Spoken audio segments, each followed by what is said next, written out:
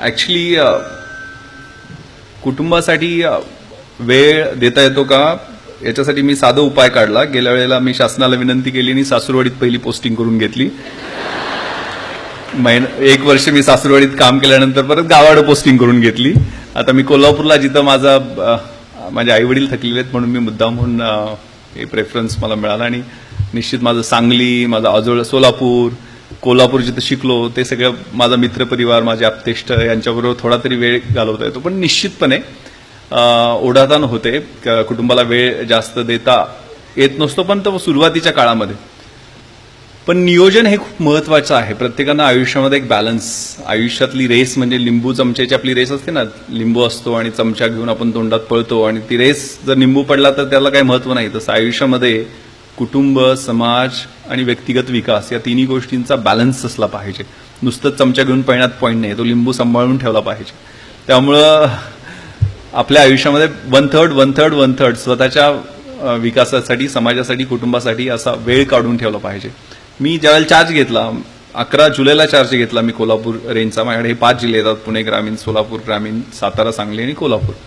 मला कधी कोणत्या वेळेला कुठं भेट द्यायचं याचं नियोजन मी परफेक्ट केलेलं आहे. मी रोज जर 10 तास काम करत असेल तर माझं 790 तासांचं कॅल्क्युलेशन मी त्यावेळेला करून ठेवलेलं आहे. 100% इम्प्लिमेंट होईल असं अजिबात नाहीये, पण 70-80% ते इम्प्लिमेंट होतं. महिन्याच्या शेवटी मी 4 दिवस ठेवतो ज्या गोष्टी मी कंप्लीट करू शकल्या नाहीत किंवा इतर अचानक काय प्रॉब्लेम आला, मोर्चे आले, काय झालं तर ते इतर शेवटच्या 4 दिवसात अकॉमोडेट करतो. फॅमिली बरोबर न चुकता मी माझ्या मुलांच्या बरोबर खेळतो, पत्नीसोबत धावतो. म्हणजे निश्चितपणे लाटणं घेऊन पत्नी पाठीमाग असेल तर जास्त स्पीड वाढतं. सो मॅरेथॉन पहिल्यांदा आमचं दोघांचं गणित चुकायचं, कारण रविवारी मी धावायचो. रविवारी मला 21 किलोमीटर धावायची पहिल्यापासून ट्रेनिंगपासून सवय ठेवलेली आहे. पण तिलाच मी धावण्याची मग आवड निर्माण केली आणि ती माझ्यासोबत त्यावेळेला धावली. असा बॅलन्स आपल्या कौटुंबिक गोष्टींचा आणि त्याचा जर आपण घालू शकलो. सिनेमे चांगले आम्ही एकत्र पाहतो आणि मुलांच्या मध्ये विशेष करून डोक्यात गेलं नाही पाहिजे की ते एक IPS ऑफिसरचे, IGची मुलं आहेत. पण मी ज्यावेळेला ऍडमिशन दरवेळेला माझ्या मुलांची, माझी मुलगी 9वीला आहे, तिची 8वी शाळा आहे. म्हणजे 8 शाळा तिनं आतापर्यंत बदललेल्या आहेत. एवढ्या बदल्या आमच्या झालेल्या आहेत आतापर्यंतच्या. सो पण मुलगा माझा आता ऍडमिशनच्या वेळेला गेलो त्यावेळेला प्रिन्सिपलना म्हटलं की माझ्या ग्रेड्स बघा, माझे पप्पा IG आहेत म्हणून मला ऍडमिशन नको आहे, माझ्या ग्रेड्स बघा A+, आहेत, तसे असेलच तर मला पहिल्यांदा माझ्या बजावून ठेवलेलं होतं.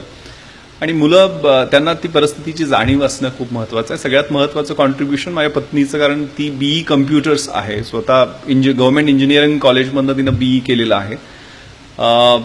तिचं करिअर हा तिचा, मी अजिबात जबरदस्ती अजूनही तिच्या पाठीमागं असतो, पण तिनं लक्षात आलं की आपला पती 24/7 पोलीस खात्यामध्ये आहे. माझं अकॅडमिकपेक्षा तिचं अकॅडमिक चांगलं आहे, कारण ग्रुपला तिला 98% मार्क होते आणि ती औरंगाबादची आहे. पण बिझनेस फॅमिलीमध्ये असली तरी तिनं स्वतःच्या प्रायोरिटी ठरवल्या की मी कुटुंबाकडे लक्ष देणार.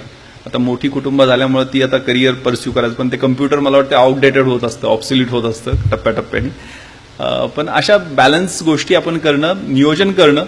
प्लॅनिंग म्हणजे काय, what to do, how to do, when to do, who is suppose to do it, हे सगळ्यात महत्वाचं. Doing right thing at the right time म्हणजे प्लॅनिंग हे खूप महत्वाचं. काय करायचं, कसं करायचं, केव्हा करायचं, कोण ते करणार याचं नियोजन आपल्या आयुष्यामध्ये छोट्या छोट्या गोष्टींचं नियोजन केलं पाहिजे. विद्यार्थ्यांनी तर प्रकर्षाने केलं पाहिजे असा मी आग्रह धरेल. आणि आज जर नियोजन केलं तर निश्चितपणे आपण सगळ्या गोष्टीकडे लक्ष व्यवस्थित देऊ शकतो असा माझा ठाम विश्वास आहे. थँक्यू.